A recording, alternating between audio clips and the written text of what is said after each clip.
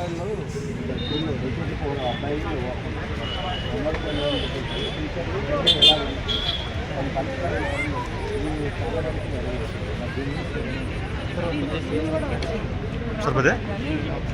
పిల్లల్ని కొడితే కేసులు అవుతున్నాయి, పేరెంట్స్ కొట్టండి అంటే ఊరుకోవట్లేదు టీచర్లు.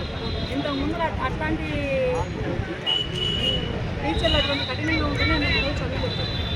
ఇప్పుడు అట్లా అవ్వట్లేదు. 10th క్లాస్కి ఓపెన్ టెన్త్ రాస్తున్నారు, ఇంటర్కి ఓపెన్ ఇంటర్ రాస్తున్నారు, డిగ్రీకి ఓపెన్ డిగ్రీ రాస్తున్నారు, ఇంజనీర్ కూడా ఓపెన్ ఇంజనీర్ రాస్తున్నారు.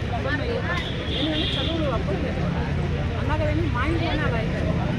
మా ఇంట్లో మా ఊళ్ళోనే వెళ్తారు కాలేజీకి, ఏం చేస్తారో తెలియదు, స్టాండింగ్లో వస్తున్నారు, నుంచొని ఇంటికి వస్తున్నారు. ఏం కావాలనుకుంటున్నారంటే కాలేజీలో చదవలేదు. మరి ఎందుకు వెళ్తున్నారు కాలేజీకి? టీచర్లు ఊరనే అలా బెదిరించని చేస్తారు, అంతేగాని దాన్ని పట్టుకొని కేసులు చేసి దాన్ని పట్టుకొని ఇంకా వైరల్ చేయాల్సిన పనే మొత్తం. ఇంత ముందులో కొడితే ఎక్కడంటే అక్కడ పొంగిపోయి కర్ర తీసుకుని కొట్టే చిన్నబాబు కదా,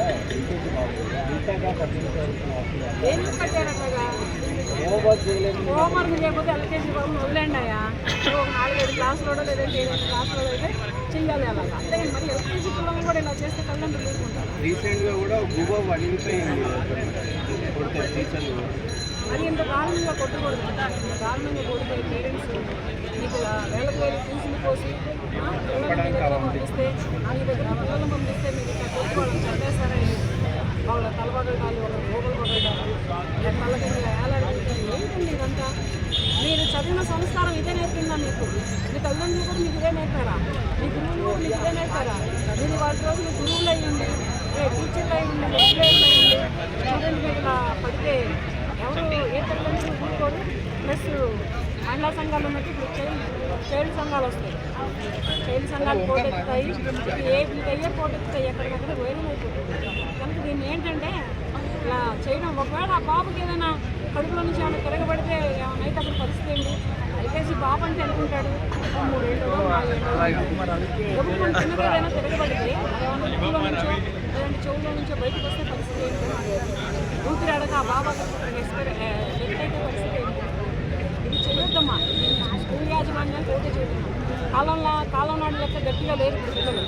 అప్పుడు నాటుకోళ్ళు ఉండేవి, ఇప్పుడు అన్నీ బయలుదేరిపోతాయి. ఇప్పుడు బుద్ధ పిల్లలందరూ కూడా ఊరనే ఎట్టంటే పడిపోతున్నారు, ఎట్టంటే చచ్చిపోతున్నారు. అటువంటి పిల్లలు అంటే 40 ఏళ్ళ క్రితం పిల్లల నుంచి గట్టిగా స్ట్రాంగ్గా ఉండేవారు.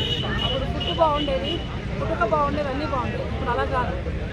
అలా కాకుండా ఏంటంటే సున్నితంగా పుడుతున్నారు, సున్నితంగా పెరుగుతున్నారు, సున్నితంగానే సూసైడ్ చేసుకొని చనిపోతున్నారు పిల్లలు. ఎవరు కూడా ఎటువంటి వాళ్ళ మీద కూడా ఒత్తిడి తేవద్దు. ఒత్తిడి కాకుండా చదివిన ఉండండి. వాళ్ళ పేరెంట్స్కి కంప్లైంట్ చేయండి, వాళ్ళు తీసుకుంటారు. మీరెవరు వాళ్ళని కళ్ళకి మీరు ఏలాడుతుంది? ఇది కూడా కరెక్ట్ కాదు. ఇట్లాంటి రేప్స్ అవి ఇవి కూడా పెంపకం వల్లనే అవుతుంది, వాళ్ళు ఉండే ఎన్విరాన్మెంటల్ వల్ల అవుతుంది, చుట్టుపక్కల వాళ్ళ ప్రభావం వల్ల అవుతుంది. కరెక్ట్ ఎడ్యుకేషన్ అవన్నీ పర్ఫెక్ట్గా ఉంటే ఇట్లాంటివి జరగదు. అది నిజమే, కానీ ఎంతైనా కానీ ఇక్కడ మానవత్వం మనిషే కదా. ఇప్పుడు ఎంత చదువుకో, ఎంత చెయ్యి, ఏం చెందు, కానీ వాడు ఒక మనిషే. వాడు తినేది ఫుడ్డే, వాడికి ఉంటాయి. కానీ ఆ తినే ఫుడ్కి, వాడు పెరుగుతున్న అట్మాస్ఫియర్కి, వాడు జరుగుతున్నటువంటి దానికి దేనికైనా కొంచెం జ్ఞానం తెలుసుకుంటే బాగుంటుంది.